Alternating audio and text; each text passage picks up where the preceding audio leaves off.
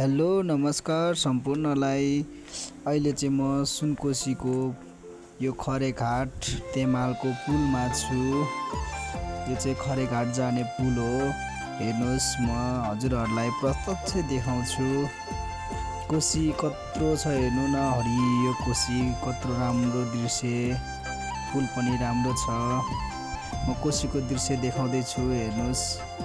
सम्पूर्ण टिमहरूले हेरिदिनु होला। खरेघाट को हुनुहुन्छ खरेघाटतिरको, हेर्नुहोस्।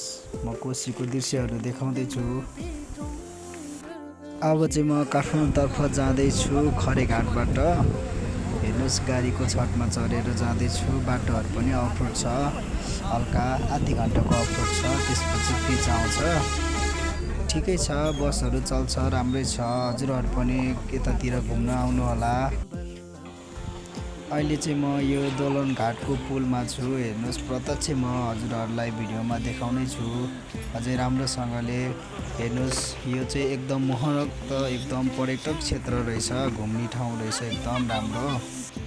दोलन घाट सहर चाहिँ एकदम राम्रो रहेछ, होटेलको सुविधा राम्रो रहेछ, घुम्ने पर्यटक क्षेत्रको लागि एकदम उपयुक्त ठाउँ रहेछ। हजुरहरू पनि आउनु होला, यसो पुलहरूको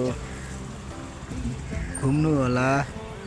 हेर्नु कति राम्रो मैले देखाउँदैछु। अब चाहिँ म यो तामाघाटतर्फ आउँदैछु होइन। अब हाम्रो काठमाडौँबाट धेरै पनि छैन, अब